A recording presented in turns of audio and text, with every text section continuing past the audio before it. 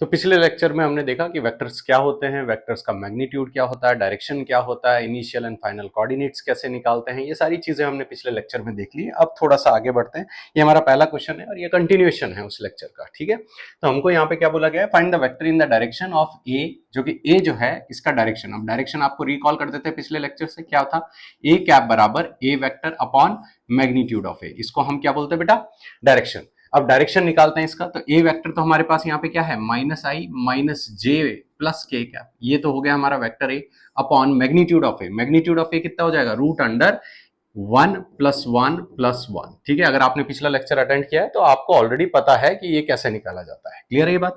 तो ये आ गया हमारे पास -1/√3 आई कैप, -1/√3 जे कैप और +1/√3 के कैप, ठीक है भाई। ये डायरेक्शन आ गई इस वेक्टर की। अब सवाल ये बोल रहा है कि हमें एक ऐसा वेक्टर बनाना है जिसका मैग्नीट्यूड √3 है और डायरेक्शन ये है। तो वो वेक्टर कैसे डिनोट करेंगे, चलो मान लेते हैं वो वेक्टर P है। तो P वेक्टर क्या होगा, magnitude of P into direction of P। अब P का डायरेक्शन तो इसका डायरेक्शन होना चाहिए और मैग्नीट्यूड √3 होना चाहिए, तो P √3 यहां पे डाल देते हैं मैग्नीट्यूड की जगह और डायरेक्शन की जगह हम ये रख देते हैं। तो ये आ जाएगा हमारे पास -1/√3 आई कैप, -1/√3 जे कैप और +1/√3 के cap. I hope this is clear. अगर हम इसको मल्टीप्लाई करेंगे तो ये आ जाएगा हमारे पास माइनस का आई कैप, √3 से √3 कट गया, इधर √3 से √3 कटेगा तो माइनस जे कैप और √3 से √3 कटेगा तो प्लस के कैप। ये हमारे पास वो वेक्टर मिल गया हमको जो हमें चाहिए था, जिस वेक्टर का मैग्नीट्यूड √3 है और डायरेक्शन इतना है। I hope this is clear. बढ़े अगले सवाल की तरफ। चलो भाई देखते हैं दूसरा सवाल। चलो भाई, ऑपरेशन ऑफ वेक्टर। अब हम लोग पढ़ेंगे कि वेक्टर्स के ऊपर अलग अलग ऑपरेशन किस तरीके से किए जाते हैं, कौन कौन से हमारे ऑपरेशंस हैं, ठीक है। तो सबसे पहला है हमारा एडिशन ऑफ वेक्टर। अब हम यहां पे अगर कोऑर्डिनेट्स दिए गए हैं तो कैसे जोड़ेंगे, मैग्नीट्यूड दिया गया है तो उसका एक अलग तरीका है और 3 तरीके हैं वेक्टर्स को जोड़ने के, वो तीनों तरीके हम टाइम टू टाइम डिस्कस करेंगे, ठीक है। आप क्वेश्चन देखेंगे और उससे पता चलेगा कि आपको कौन सा तरीका यूज करना। अभी हम लोग सबसे बेसिक तरीका अप्लाई कर रहे हैं। जैसे कि हमारे पास एक वेक्टर है ए और ये वेक्टर लिखा जा रहा है A1 आई कैप, A2 जे कैप, A3 के कैप, सही बात है। और दूसरा हमारा वेक्टर है बी, जो कि क्या है हमारे पास, B1 आई कैप, B2 जे कैप और B3 के कैप। यदि हमको इन दोनों को जोड़ना है तो A + B लिखेंगे इधर। और यहां पे आपको बड़े ध्यान से समझना है कि A + B किसके बराबर हो जाएगा बेटा, सर ये हो जाएगा I को I के साथ जोड़ो तो A1 + B1 हो जाएगा ये, और A2 प्लस, और इधर आई कैप लिखना बहुत जरूरी है, A2 + B2 हो जाएगा जे कैप और A3 + B3 के कैप। मैं फिर से रिपीट कर देता हूं, I को I के साथ, J को J के साथ और K को K के साथ जोड़ा जाता है एडिशन में। सब्ट्रैक्शन में यहां माइनस आ जाएगा, यहां माइनस आ जाएगा, यहां माइनस आ जाएगा और वहां माइनस आ जाएगा, ये सारे माइनस हो जाएंगे, क्लियर है। ये फर्स्ट ऑपरेशन हम सीख रहे हैं, और भी काफी ऑपरेशंस हैं अलग अलग। तो हम कोई भी दो वेक्टर्स को जोड़ सकते हैं, जब जोड़ते हैं तो उनके इंडिविजुअल कोऑर्डिनेट्स जुड़ते हैं। इंडिविजुअल कोऑर्डिनेट्स तब जुड़ेंगे जब वेक्टर कोऑर्डिनेट्स के फॉर्म में दिया गया हो। अगर वेक्टर मैग्नीट्यूड दिया गया तब हमारे को अलग चीजें देखनी पड़ेंगी यहाँ पे, ठीक है। बढ़ते हैं हम हमारे सवालों की तरफ। चलो क्वेश्चन कितना सिंपल है, बोल रहा find the sum of the two vectors, इन दोनों को जोड़ना है। तो कैसे जोड़ेंगे, मान लो जोड़ने पे हमको P मिलता है तो P हमको एक वेक्टर मिलेगा, क्योंकि कोई भी दो वेक्टर्स को जोड़ने पे हम एक वेक्टर मिलेगा A + B। अब यहां पे इन दोनों को जोड़ेंगे तो पहले क्या करना है, क्या सिखाया है, I को I के साथ, सो यहां पे हो जाएगा 2 + 3 आई कैप, -3 और +3 ये हो जाएगा -3 + 3 जे कैप, 4 और -2 ये हो जाएगा 4 - 2 के कैप। मेरे हिसाब से क्लियर हो गया। अब 2 और 3 कितने होते हैं सर, 5 होते हैं, 5 आई कैप। बिल्कुल सीधा सिंपल है, बट ये ध्यान रखना, आई को आई के साथ, जे को जे के साथ और के को के के साथ, उल्टा मत कर देना इधर उधर। 0 जे और ये हो जाएगा 2 के कैप, क्लियर है बात। ये आ गया हमारा पी वेक्टर। पी वेक्टर क्या है, addition of both the vectors. बढ़ते हैं आगे। बहुत बढ़िया क्वेश्चन बोल रहा find the magnitude and direction. Magnitude भी निकालना है और डायरेक्शन भी निकालना है, किसका, वेक्टर सी का। तो पहले इनको जोड़ देते हैं। अब देखो, जोड़ने से पहले अगर आप ध्यान से देखो तो यहाँ जे नहीं है और यहाँ के नहीं है, तो इसको सिंपल बनाने के लिए आप ऐसा करें ना करें आपकी मर्जी, ठीक है। तो ये आपका क्या हो जाएगा, 2 आई कैप प्लस 0 जे कैप। आप ऐसा करो, आपकी मर्जी, नहीं तो डायरेक्ट लिख लो, के को के साथ जोड़ना है वैसे भी। और ये हो जाएगा बी वेक्टर, ये किसके बराबर हो जाएगा, -3i प्लस 3j, और यहां क्या हो जाएगा बेटा प्लस 0k, क्योंकि यहां पे कोई k नहीं है। ठीक है भाई, अब हमको बोला है कि इन दोनों को जोड़ने पे c मिलता है, तो c लिख लेते हैं डायरेक्टली। 2 और -3, अब मैं अलग अलग नहीं लिखूंगा, मैं सीधा जोड़ देता हूं। 2 - 3 कितना हो जाएगा बेटा minus I cap plus 3j cap, और ये इधर हो जाएगा माइनस k कैप। ये हमारा वेक्टर c आ गया। अगर ये हमारा वेक्टर c है, इसका डायरेक्शन निकालो, तो मैं आपको पिछले लेक्चर से फिर से रिमाइंड कर देता हूं। c वेक्टर का डायरेक्शन होगा c कैप, और ये c कैप जो होगा हमारे पास, ये किसके बराबर होगा c vector upon magnitude of c। और c वेक्टर किसके बराबर है minus I cap plus 3j cap minus k cap whole divided by magnitude. इसका मैग्नीट्यूड कितना आ जाएगा बेटा √1 + 9 + 1। मैं फिर से रिमाइंड कर दूं, मैग्नीट्यूड में नेगेटिव साइन नहीं होता और इन कोऑर्डिनेट्स का स्क्वायर का सम होता है। तो ये आ जाएगा हमारे पास -1/9 और 1 10 और 1 11 √11 आई कैप 3/√11 जे कैप और -1/√11 के कैप। ठीक है भाई, ये हमारे पास क्या मिल गया इस वेक्टर के अलॉन्ग डायरेक्शन। आपको बोला इन दोनों वेक्टर्स को जोड़े, और जोड़ने के बाद जो वेक्टर मिलता है उसके अलॉन्ग डायरेक्शन निकालना, वो हमारा आंसर आ गया। क्लियर है? चलो भाई बढ़ते हैं अगले सवाल की तरफ। चलो भाई, फिर से बोला है find the magnitude and direction along a + b। तो ये हमारा होमवर्क हो जाएगा, ये आप लोग खुद कर ले। ठीक है, तो मैं साइड से हट जाता हूं, आप स्क्रीनशॉट ले लो इसका।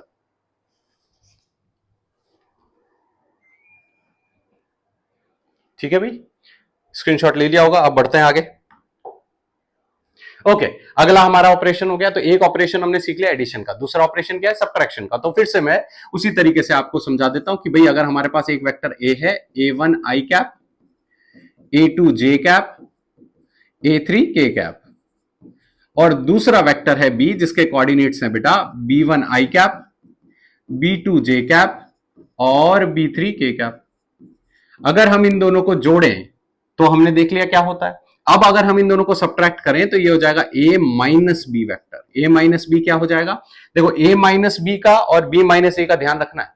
a प्लस बी और b प्लस ए सेम होता है, बट a माइनस बी और b माइनस ए सेम नहीं होता है, वो आपको पता है, क्योंकि हमने ये बेसिक्स में पढ़ा है कि 2 - 3 और 3 - 2 में फर्क है। ठीक है बेटा, दोनों अलग आंसर देते हैं, तो थोड़ा ध्यान रखना इस बात में। तो यहां पे ये हो जाएगा बेटा a1 माइनस b1 और इधर आ जाएगा आई कैप। यहां हो जाएगा बेटा a2 माइनस b2 जे कैप, और यहां हो जाएगा बेटा a3 माइनस b3 के कैप। मेरे हिसाब से ये क्लियर हो गया। ठीक है भाई, ये हो गया इनका सब्ट्रैक्शन। अब देखते हैं इसके ऊपर कुछ सवाल। पहला सवाल सिंपल सवाल, आई को आई के साथ, जे को जे के साथ और के को के साथ सब्ट्रैक्ट करना है। मान लो इनको सब्ट्रैक्ट करने के बाद हमको मिलता है वेक्टर p, और वो होगा a माइनस बी। तो दोनों को सब्ट्रैक्ट कर दे बेटा। 2 और माइनस, अब मैं यहां आपके लिए सिंप्लीफाई करके लिख रहा हूं, 2 माइनस -3, पहली बार है तो इसलिए रख रहा हूं। ये माइनस इस 3 का माइनस है, और ये माइनस सब्ट्रैक्शन के कारण आया है। ठीक है भाई, प्लस इधर क्या होगा -3 माइनस -2, ये जे कैप हो गया। इधर क्या आएगा बेटा प्लस -1 -5 के cap. I hope this is clear. ठीक है भाई, अब 2 और 3 ये कितने हो गए बेटा, देखो माइनस माइनस प्लस हो गया 5 आई कैप, -3 और +2 सर माइनस का जे कैप, और -1 और -5 -6 के कैप। ये आ गया हमारा दोनों वेक्टर्स का सब्ट्रैक्शन। क्लियर है? बढ़े आगे, चलो ओके। सिंपल सवाल, स्ट्रेट फॉरवर्ड सवाल, पहले वेक्टर्स का सब्ट्रैक्शन निकालो और फिर उसकी डायरेक्शन निकालो। ठीक है भाई, तो उसके लिए हमको क्या करना पड़ेगा, पहले सब्ट्रैक्शन निकाल देते हैं। c क्या इसके बराबर हो गया a माइनस बी। तो अब मैं डायरेक्ट लिखूंगा 3 + 1 4i। सर प्लस क्यों किया, यहां तो माइनस बेटा, माइनस माइनस प्लस हो गया। ठीक है, -2 + 2 0j, और -1 + 5 ये आ गया हमारे पास +4k। क्लियर है? ये हमारा वेक्टर बन गया। अब इस वेक्टर की डायरेक्शन निकालनी है, तो वो हो जाएगी c कैप, वो बराबर हो जाएगी c vector upon magnitude of c। तो c वेक्टर किसके बराबर है 4i कैप, 0j कैप और 4k cap, whole divided by magnitude. Magnitude कितना हो जाएगा बेटा 16 + 16। तो ये आ जाएगा हमारे पास कितना 4/√32। आप चाहो तो सिंप्लीफाई कर दो इसको, ठीक है ना, √32 को आप लिख सकते हो 4√2। ठीक है, अभी मैं इसको ऐसे ही छोड़ रहा हूं, प्लस 0/√32, जो कि 0 ही होता है। आपके लिए लिख रहा हूं मैं, ये 0 होता है, आप चाहो तो इसको इग्नोर कर सकते हो, कोई दिक्कत नहीं है। 4/√32 के कैप। तो ये आ गई हमारी वेक्टर सी की डायरेक्शन। उन्होंने बोला मैग्नीट्यूड, तो मैग्नीट्यूड तो √32 हो गया और डायरेक्शन ये हो गई। क्लियर है ये बात? ओके। अब मैग्नीट्यूड और डायरेक्शन के ऊपर पिछला लेक्चर है हमारा, हमने कर लिया है। चलो बढ़ते हैं अगले सवाल की तरफ। ओके, क्वेश्चन ये कह रहा है कि when a vector A is subtracted from B it gives this, then find the value of magnitude of B. अब थोड़ा सा ध्यान से समझना इस सवाल को, ठीक है। क्वेश्चन में बोल रहा है कि हमारे पास एक वेक्टर ए है, इसको जब हमने बी से सब्ट्रैक्ट किया तो हमको ये आंसर मिला। अब हमको बी नहीं निकालना, हमें बी का मैग्नीट्यूड निकालना है। क्वेश्चन क्लियर है ये बात? चलो बढ़ते हैं सवाल की तरफ। तो मान लो ये जो वेक्टर है इसको बी से सब्ट्रैक्ट कर रहे हैं, तो यहां लिख रहा हूं बी वेक्टर माइनस ये वाला वेक्टर ए। इनको जब माइनस करते हैं तो हमको क्या मिलता है? 2j cap. ये क्वेश्चन में बोला गया है। पढ़ लो आप सवाल को आराम से। When a vector A is subtracted from B it gives this vector. चलो भाई बहुत बढ़िया। ए सब्ट्रैक्टेड फ्रॉम, ये थोड़ा ध्यान रखना, सब्ट्रैक्टेड फ्रॉम, ठीक है। ओके, बी तो हमें पता नहीं है सर, ए को उधर ले जाए तो वो हो जाएगा ए वेक्टर, माइनस को उधर जाएगा तो प्लस, प्लस 2j कैप। मेरे हिसाब से ये क्लियर हो गया। जब ए को उठा के राइट साइड ले जाएंगे तो वो प्लस हो जाएगा क्योंकि इधर माइनस था। अब ए की वैल्यू सब्स्टिट्यूट कर दो। ए क्या है सर? ए है 2i plus 3j plus 2k cap. इसको हमको जोड़ना है 2j कैप के साथ। बहुत बढ़िया, चलो दोनों को जोड़ देते हैं। तो जब हम जोड़ेंगे ये हो जाएगा बेटा 2i plus 5j cap plus 2k cap. बहुत बढ़िया। ये क्या मिला हमको? ये मिला सर बी वेक्टर। क्या ये हमारा फाइनल आंसर है? नहीं। क्वेश्चन को ध्यान से पढ़ना। Find the magnitude of B. B का मैग्नीट्यूड निकालना है। सर मैग्नीट्यूड कैसे निकालते हैं? अभी तक आपको मैग्नीट्यूड आराम से समझ में आ गया होगा। इस 2 का स्क्वायर, 5 का स्क्वायर और 2 का स्क्वायर। चलो जल्दी से सॉल्व कर लेते हैं। रूट अंडर ये कितना आ गया? 4, 25 और 4 कितना हो गया बेटा? 25 और 4 29, 29 और 4 33। क्लियर है ये बात? ये हमारा फाइनल आंसर हो गया इस क्वेश्चन का। बढ़े अगले सवाल की तरफ। चलो भाई अगला सवाल। When a vector A is added to B, पिछले वाले में सब्ट्रैक्ट हो रहा था, इस सवाल में क्या हो रहा है? ऐड हो रहा है बी के साथ। तो वो ये वेक्टर दे रहा है तो मैग्नीट्यूड ऑफ बी निकाल लेते हैं। तो सवाल में बोल रहा है कि जब ए को बी से जोड़ा गया, जब ए को बी से जोड़ा गया हमको क्या मिला? सर ये वाला वेक्टर मिला। क्या है वो वेक्टर? -5i माइनस 2j और plus k cap. Magnitude of B निकालना है। ये हमारी इक्वेशन बन गई। ये इक्वेशन कहां से बनी बेटा? ये इस इक्वेशन यहां पे लिखी हुई है। When a vector A is added to B it gives another vector. ठीक है भाई, बी को पता करना है हमको। तो बी तो पता नहीं, तो ए को उधर ले जाते हैं। ए को उधर लेके जाएंगे तो ए बन जाएगा नेगेटिव। थोड़ा ध्यान रखना इस बात का। ए क्या बन जाएगा? नेगेटिव माइनस ऑफ ए। अच्छा भाई, अब ये आ जाएगा हमारे पास -5i माइनस 2j और प्लस के माइनस ए वेक्टर कितना है बेटा? ए वेक्टर है, यहां ब्रैकेट लगा दो। देखो जब भी नेगेटिव साइन हो ब्रैकेट लगाने की एक आदत डाल देना। जितना सही करना है क्वेश्चन तो उतने ही ब्रैकेट प्रॉपर्ली लगे हुए होने चाहिए। तो ये आ जाएगा हमारे पास -3i माइनस 2j और प्लस के। क्या मेरे हिसाब से ये क्लियर हो गया? अब इसको सिंप्लीफाई कर देते हैं बेटा। -5i माइनस 2j और plus K cap minus minus plus 3i minus minus plus 2j और माइनस के कैप। क्लियर है? ये माइनस को मैंने इधर मल्टीप्लाई किया तो प्लस हो गया, माइनस को इधर मल्टीप्लाई किया प्लस हो गया और उधर माइनस हो गया। अब क्या करना है सर? अब i को i के साथ जोड़ दो, j को j के साथ जोड़ दो, k को k के साथ सिंप्लीफाई कर लो। तो -5 और plus 3 -2i cap minus 2j और plus 2j sir plus 0j cap और प्लस के और माइनस के प्लस 0k कैप। हमारे पास बच गया ये वेक्टर बी। बोला मैग्नीट्यूड निकालना है। तो अगर ये बी वेक्टर है हमारा तो इसका मैग्नीट्यूड क्या होगा सर? इसका मैग्नीट्यूड होगा √(-2 का स्क्वायर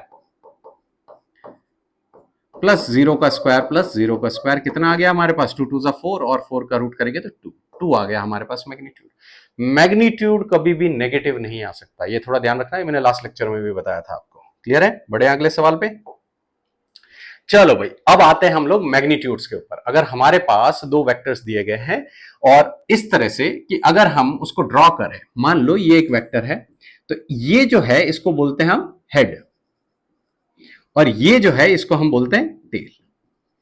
तो triangular law of vector addition ये बोलता है कि अगर आप किसी वेक्टर के फर्स्ट वेक्टर के हेड को दूसरे सेकंड वेक्टर के टेल से कनेक्ट कर दो, ठीक है बेटा, तो रिजल्टेंट हमेशा फर्स्ट वेक्टर के टेल से सेकंड वेक्टर के हेड की तरफ होगा।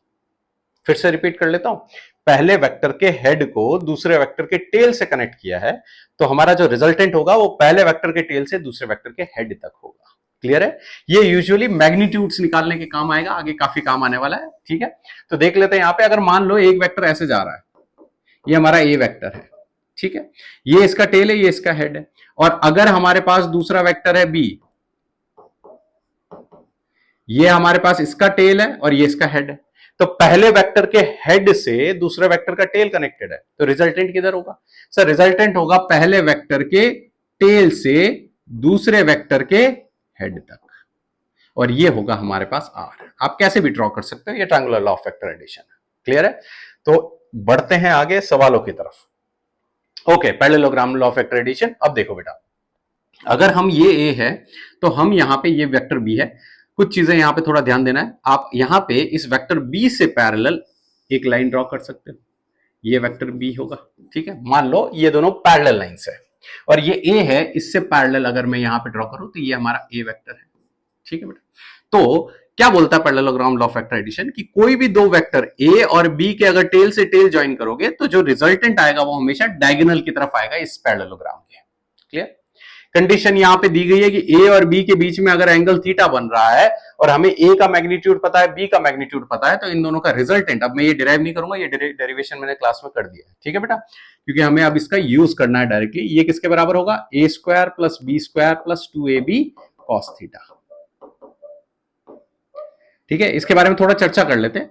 ऑफ कोर्स डेरिवेशन नहीं कर रहे, बस चर्चा कर रहे हैं, जो कि हमको जरूरत है क्लास 12 में भी। अगर ए एक वेक्टर का मैग्नीट्यूड है, बी जो है वेक्टर बी का मैग्नीट्यूड है, तो हम उन दोनों को जोड़ सकते हैं कुछ ऐसे।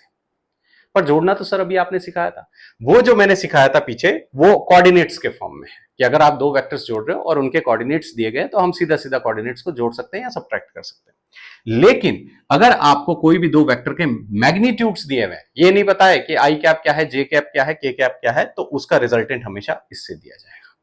ठीक है सर, इसका कोई रियल वर्ल्ड एग्जांपल, मान लो ये एक हमारे पास टेबल है, यहां से मैं इसके ऊपर फोर्स लगा रहा हूं 10 न्यूटन। अब देखो यहां पे कोई आई कैप नहीं है, कोई जे कैप नहीं है, कोई के कैप नहीं है, मैंने सिंपली ये बोला कि ये 10 न्यूटन का फोर्स लग रहा है और वो इस तरफ लग रहा है, इस तरफ का डायरेक्शन भी नहीं दिया मैंने। ठीक है, और इसी टेबल के ऊपर अगर इस डायरेक्शन में मैं 5 न्यूटन का फोर्स लगा रहा हूं, या 5 ना लगा के कुछ दूसरा नंबर ले लेते हैं, जैसे हम 3 न्यूटन का फोर्स लगा रहे हैं। ठीक है, 10 न्यूटन इधर लगा रहा हूं, 3 न्यूटन इधर लगा रहा हूं, टेबल के ऊपर फोर्स कितना लगेगा? सर ये तो हमने 9th स्टैंडर्ड में सीखा था, 7 न्यूटन माइनस हो जाता है। बट सर यहां पे ये कहां लगा, अभी बात करेंगे इसके ऊपर। ठीक है, तो थोड़ा यहां पे फोकस करना बेटा, है ना। ये टेबल है, इसके ऊपर 10 न्यूटन इधर लगाया, 3 न्यूटन इधर लगाया, आपका 7 न्यूटन हो गया। चलो बहुत बढ़िया। अगर यही सेम टेबल है, सर यहां ड्रॉ कर दो, ये सेम टेबल है, यहां पे मैंने 10 न्यूटन लगाया और यहां पे मैंने 3 न्यूटन लगाया, अभी भी 10 न्यूटन लगा रहा हूं, 3 न्यूटन लगा रहा हूं। अब इस टेबल के ऊपर कितना फोर्स होगा? सर अब फोर्स हो जाएगा इसके ऊपर 13 न्यूटन। ऐसा क्यों भाई, तुमने जोड़ क्यों दिया? अरे सर सीधी सी बात है ना, मैं भी 10 न्यूटन इधर लगा रहा हूं इस टेबल पे और आप भी इधर ही 3 न्यूटन लगा रहे हो, तो वो टेबल आगे की तरफ जाएगी 13 न्यूटन से। इधर तो क्या होगा, इधर इस साइड जाएगी लेकिन 7 न्यूटन होगा। अच्छा, अगर इसी केस में 3 की जगह मैं 10 रखता तो सर दोनों कैंसिल आउट हो जाते, टेबल कहीं नहीं जाती। जितना आप यहां से फोर्स लगा रहे हो उतना अगर मैं लगाऊं 10 न्यूटन का, तो दोनों कैंसिल आउट कर देंगे। अच्छा, तो सेम डायरेक्शन में क्या हो रहा है, ऐड हो रहे हैं, ऑपोजिट डायरेक्शन में कैंसिल आउट हो रहे हैं। ठीक है भाई, अगर हमारे पास कंडीशन कुछ ऐसी है, मैं यहां से 10 न्यूटन लगा रहा हूं और तुम यहां से 3 न्यूटन लगा रहे हो, सर अब तो हम फंस गए। अब क्या करें, 10 न्यूटन इधर है और 3 न्यूटन इधर है। ठीक है, अब इन दोनों का टोटल कैसे करें? इसको हम बोलेंगे रिजल्टेंट ऑफ टू वेक्टर्स। ठीक है, तो डेरिवेशन मैं नहीं कर रहा हूं, रिजल्टेंट ऑफ टू वेक्टर्स क्या बोलता है कि आप उनको इस तरीके से ऐड करेंगे। अब लगाते हैं हम कुछ कंडीशंस, ध्यान देना बेटा यहां पे। ठीक है, तो इस फॉर्मूले को जो है मैं इस कॉर्नर पे लिख देता हूं। ओके, आर बराबर क्या लिखा मैंने, root under A square plus B square. अब आपको ये याद हो जाना चाहिए, काफी क्वेश्चंस करेंगे, याद हो जाएगा, 2ab cos थीटा। थोड़ा ध्यान देना इसके ऊपर, ठीक है ना, ये मेन है, इंपॉर्टेंट फॉर्मूला। अब बेटा आपको क्या करना है, यदि आप दोनों फोर्स एक ही डायरेक्शन में लगाते हैं, ये F1 है और ये F2 है, अगर आप दोनों सेम डायरेक्शन में लगाते हैं तो हमने रियल वर्ल्ड में ये देखा कि दोनों फोर्स ऐड हो जाते हैं। चेक करें हम यहाँ पे बेटा, अगर दोनों चीजें सेम डायरेक्शन में जा रही है तो थीटा कितना होगा? सर थीटा तो हो जाएगा 0 डिग्री, और कॉस जीरो किसके बराबर होता है सर? कॉस जीरो होता है 1। तो यहां जब पुट करेंगे तो आर की वैल्यू कितनी आती है देखते हैं। ये हो जाएगा f1 स्क्वायर, क्योंकि पहला वेक्टर है f1, दूसरा वेक्टर है f2, उसका मैग्नीट्यूड दिया हुआ है, ध्यान रखना, नो आई कैप, नो जे कैप, नो के कैप, f2 का स्क्वायर, और इधर आ जाएगा 2f1 f2, और cos जीरो किसके बराबर होता है सर? 1। तो ये हो गया। अच्छा, ये किसकी फॉर्मूला है? ये किसकी आइडेंटिटी है? ये है sir A square plus B square plus 2ab। ये है f1 प्लस f2 का होल स्क्वायर। तो जब रूट और स्क्वायर कैंसिल होंगे तो ये मिल जाएगा f1 प्लस f2। इसलिए क्लास 9th में आपको ये फॉर्मूला नहीं बताते, आपको सीधा ये बोल देते हैं दोनों सेम डायरेक्शन में ऐड कर लो। ऐड किया क्यों? क्योंकि थीटा 0 डिग्री और कॉस 0 कितना होता है? 1 होता है। क्लियर है ये बात? तो जब भी सेम डायरेक्शन में हो दो वेक्टर सीधा सीधा जोड़ दो, फालतू रिजल्टेंट में दिमाग लगाने की जरूरत नहीं। आप ये लगाएंगे, टाइम वेस्ट होगा, आपको आंसर मिलेगा सेम। क्लियर? बढ़ते हैं आगे। यदि दोनों वेक्टर ऑपोजिट डायरेक्शन में, अब क्या करेंगे? मान लो ये जो वेक्टर है ये इधर है और दूसरा फोर्स इस डायरेक्शन में है। दोनों के बीच में एंगल कितना है सर? 180 डिग्री, 180 डिग्री है ना दोनों के बीच में। या सिंपल भाषा में देखो, 0 डिग्री को हम क्या बोलेंगे? Parallel vectors. इधर क्या बोलेंगे? ऑपोजिट या एंटी पैरेलल वेक्टर। ये कैसे वेक्टर है? एंटी पैरेलल है, ऑपोजिट डायरेक्शन में। अच्छा, अगर यहाँ 180 डिग्री है तो cos 180 कितना होता है सर? cos 180 होता है -1। बहुत बढ़िया। तो रिजल्टेंट कितना आ जाएगा सर? रिजल्टेंट आ जाएगा root under A square plus B square -2ab। ये माइनस कहां से आया सर? cos 180 की वैल्यू पुट कर दी, -1 -2ab। ठीक है, बट सर हमारा ए बी तो f1 f2 है, तो चलो वैसे लिख लो, f1 square plus f2 square -2 times f1 f2। Sir ये तो फॉर्मूला हमने बचपन में पढ़ा है, किसका फॉर्मूला है ये फॉर्मूला है f1 माइनस f2 या f2 माइनस f1, जो बड़ा वैल्यू होगा हम उसकी मैग्नीट्यूड पुट कर देंगे। अब यहां स्क्वायर और रूट कैंसिल हो गए, कितना आंसर आ गया बेटा? ये आ गया f1 माइनस f2। इसलिए जब भी दो एंटी पैरेलल वेक्टर्स आते हैं तो आपके टीचर्स क्या बोलते हैं कि बेटा इनको डायरेक्ट सब्ट्रैक्ट कर दो। क्यों सब्ट्रैक्ट कर रहे हैं? इसका रीजन यही है। तो यहां से एक क्लैरिटी मिल गई कि ये जो है ये एक फंडामेंटल बेसिक फार्मूला है। कोई भी दो वेक्टर्स का मैग्नीट्यूड दिया हुआ है तो हम सीधा सीधा इस फॉर्मूले को यूज करेंगे। क्लियर है? क्या दिया हुआ होना चाहिए? मैग्नीट्यूड। अगर आपको मैग्नीट्यूड, अभी कुछ सवाल करेंगे उससे क्लैरिटी मिल जाएगी, वहां पे कोई भी आई कैप, जे कैप, के कैप नहीं दिया हुआ होगा। अब यहां ये फॉर्मूला लगाने के लिए एक एसेंशियल कंडीशन है कि दोनों वेक्टर का मैग्नीट्यूड और उनके बीच का एंगल पता होना जरूरी है। कई बार एंगल को इनडायरेक्टली, अगर 0 डिग्री है तो वो क्या बोल देते हैं? Parallel vector. पैरेलल है कि दोनों वेक्टर पैरेलल है, या फिर वो बोल देते हैं दोनों along the same direction. Along, ये वर्ड यूज करेंगे, अलोंग द सेम डायरेक्शन। अगर थीटा जो है 180 डिग्री है तो वहां पे आपको कैसा वर्ड यूज करेंगे बेटा? Anti parallel. ठीक है भाई, या फिर ऑपोजिट इन डायरेक्शन, ये वर्ड यूज करेंगे। तो ऐसे जब शब्द दिखे तो इसका मतलब आपको समझ जाना चाहिए थीटा 0 डिग्री है। ऐसे शब्द दिखे तो इसका मतलब समझ जाना 180 डिग्री है। ठीक है भाई, अब इनके ऊपर करते हैं सवाल और देखते हैं कैसे सवाल आएंगे। जैसे कि हमारा पहला सवाल है, पढ़ते हैं इसको। Two forces of magnitude 5 Newton and 12 Newton. तो F1 की वैल्यू कितनी हो गई भाई sir? 5 Newton.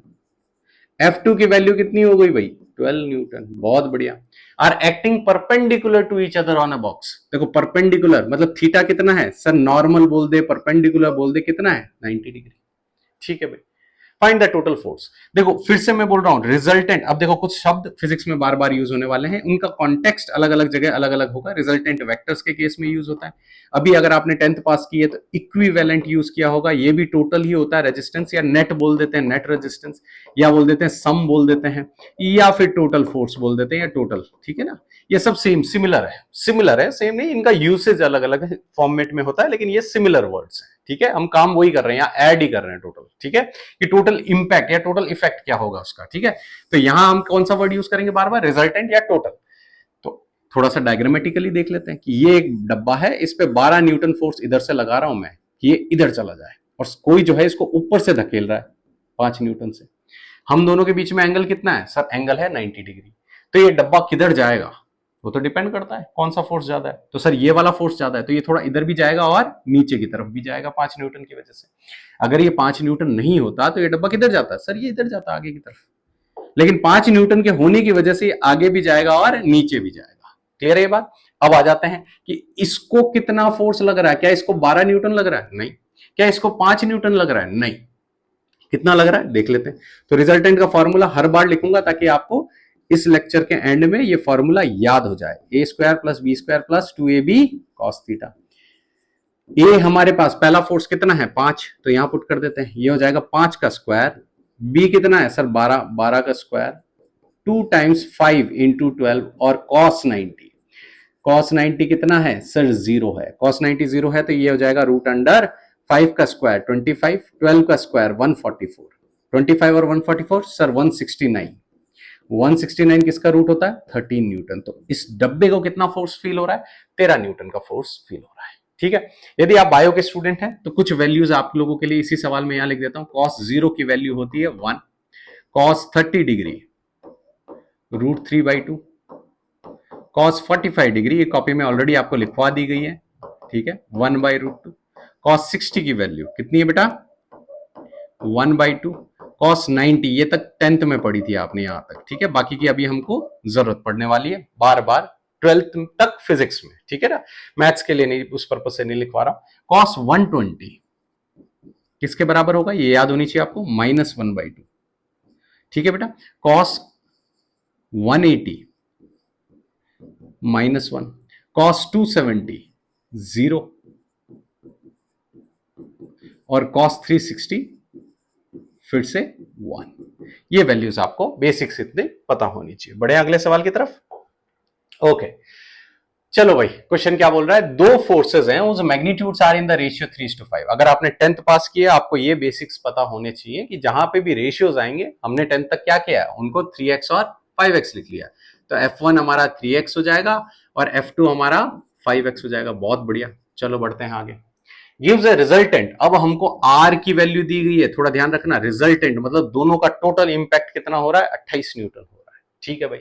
If the angle between them, दोनों के बीच में एंगल कितना दिया गया सर 60 डिग्री दिया गया, 60 डिग्री, बहुत बढ़िया। Find the magnitude of each force, मतलब F1 और F2 की वैल्यू निकालो। क्वेश्चन फिर से रिपीट कर देता हूं, F1 और F2 जो है वो रेशियो में है, पहला वाला कितना है 3x है, दूसरा वाला कितना है 5x है, रिजल्टेंट दोनों का कितना है 28, क्लियर है बात, और थीटा दोनों का इंक्लिनेशन कितना है 60 डिग्री। लगा दो फार्मूला, क्या था सर फार्मूला, आर बराबर root under A square B square plus 2ab cos theta, ठीक है भाई।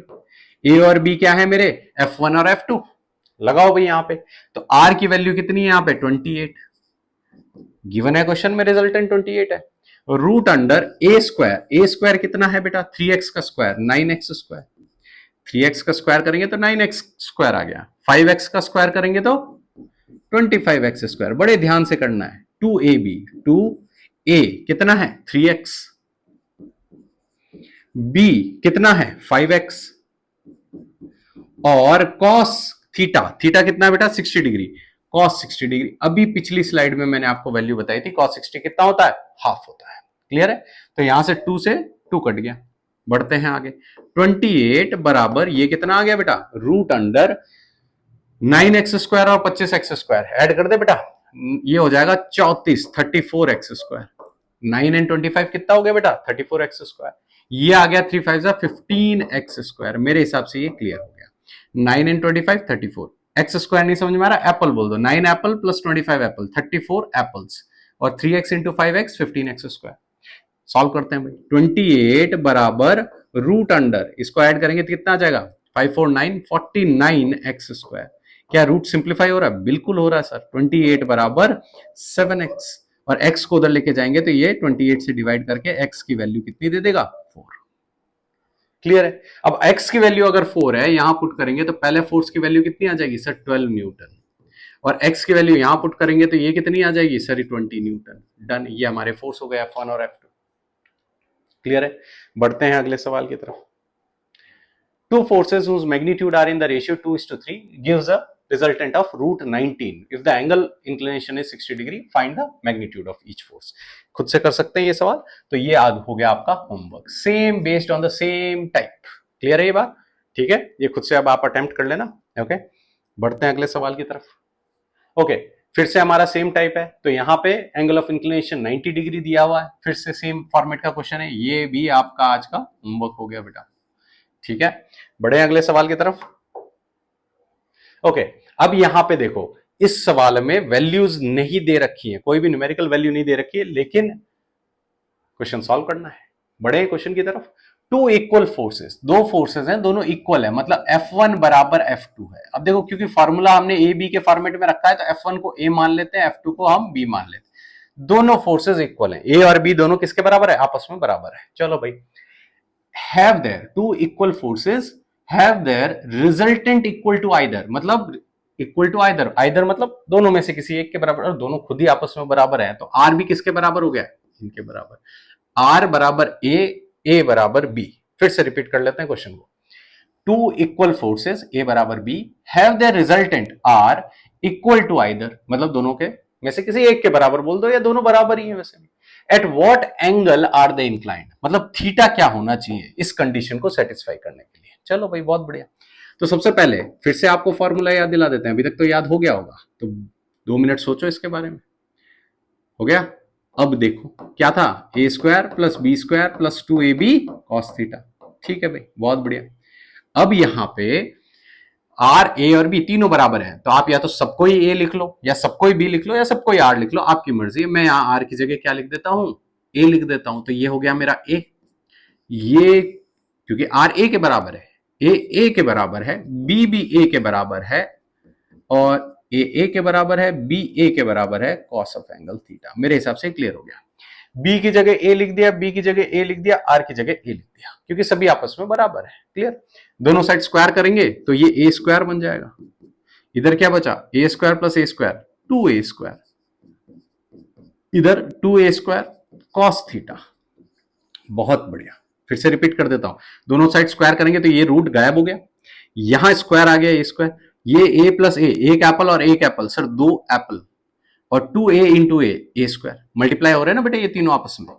अच्छा भाई, अब हम इसको ले चलते हैं उधर, तो ये 2a स्क्वायर उधर आएगा, तो ए स्क्वायर माइनस 2a स्क्वायर बराबर ये क्या हो जाएगा सर, ये हो जाएगा 2a स्क्वायर कॉस थीटा। और यहां A square minus 2a square minus A square upon 2a square, ये आ गया हमारे पास कॉस थीटा। सर कैसे आया फिर से बताओ, ए स्क्वायर में से 2a स्क्वायर गया, माइनस ए स्क्वायर बचा, और ये इधर मल्टीप्लाई हो रहा, उधर जाएगा तो डिवाइड हो गया। अब ए स्क्वायर से ए स्क्वायर काट दो, तो कॉस थीटा किसके बराबर आ गया बेटा, सर कॉस थीटा आ गया -1/2 के बराबर। देख लो, अगर कॉस थीटा -1/2 है, अब भी थोड़ी देर पहले बताया था ये 120 डिग्री होगा। ठीक है भाई, देखो जहां जरूरत पड़ेगी आगे मैं रेडियंस में भी लिख दूंगा। ठीक है, अभी के लिए आज थीटा 120 डिग्री। चलो बढ़ते हैं अगले सवाल की तरफ।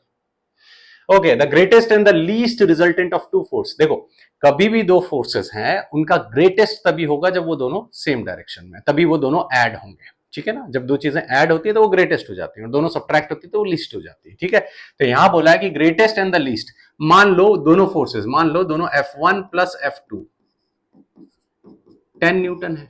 फिर से सवाल पढ़ लेते हैं आपके लिए।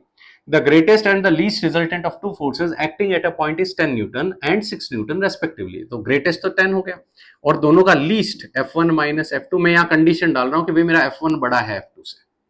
ठीक है भाई, तभी मैंने F1 माइनस F2 किया। अगर F2 बड़ा होता तो सर F2 माइनस F1 करते, कोई फर्क नहीं पड़ेगा। ठीक है बेटा, क्वेश्चन सॉल्व करने में यहां कोई फर्क नहीं पड़ेगा। ओके, तो दोनों का ग्रेटेस्ट 10 न्यूटन है, दोनों का लीस्ट 6 न्यूटन है। अब ये बन गई मेरी लीनियर इक्वेशन जो 10th स्टैंडर्ड में पढ़ी थी। दोनों को सॉल्व कर दें, ऐड कर दो दोनों को, तो यहां बन जाएगा 2F1, और ये पूरा कट जाएगा। ठीक है भाई, ये पूरा कट गया। ओके, तो यहां क्या बचा, 10 और 6 16 न्यूटन, एन लिखना चाहो, ठीक है, वो यूनिट है 16। F1 बराबर आ गया मेरे पास 8 न्यूटन। तो पहला फोर्स कितने का है, 8 न्यूटन का है। बहुत बढ़िया। अब इसको उठा के मैं पहली इक्वेशन में पुट करूंगा, तो ये हो जाएगा 8 प्लस F2, ये बराबर किसके आ गया, 10 न्यूटन के। तो 8 को उधर लेके जाएं तो F2 किसके बराबर हो गया बेटा, 2 न्यूटन। ये हमारा फोर्स हो गया 2 न्यूटन का F2। अब पढ़ते हैं आगे। ये सिर्फ पहली लाइन का डेटा है, पहली लाइन हमको ये बताना चाह रही है कि F1 8 न्यूटन है और F2 2 न्यूटन। अब बढ़ते हैं कि सवाल में पूछा क्या है, देखते हैं। चलो F1 F2 मिल गया। If each force is increased by 3 Newton, अगर हर एक फोर्स को 3 न्यूटन से बढ़ा दे तो नया F1 क्या हो जाएगा, इसको A बोल देते हैं। F1 प्लस 3, हर फोर्स को 3 न्यूटन से बढ़ाने को बोला है, तो F1 को 3 न्यूटन से बढ़ाएंगे तो कितना हो जाएगा, 11 न्यूटन। ए की वैल्यू कितनी आ गई, 11। और F2 को भी 3 से बढ़ा देते तो F2 को मैं बोल देता हूं B, नया फोर्स F2 प्लस 3। ये कितना हो जाएगा बेटा, ये हो जाएगा सर 2 प्लस 3 5 न्यूटन। क्लियर है बात?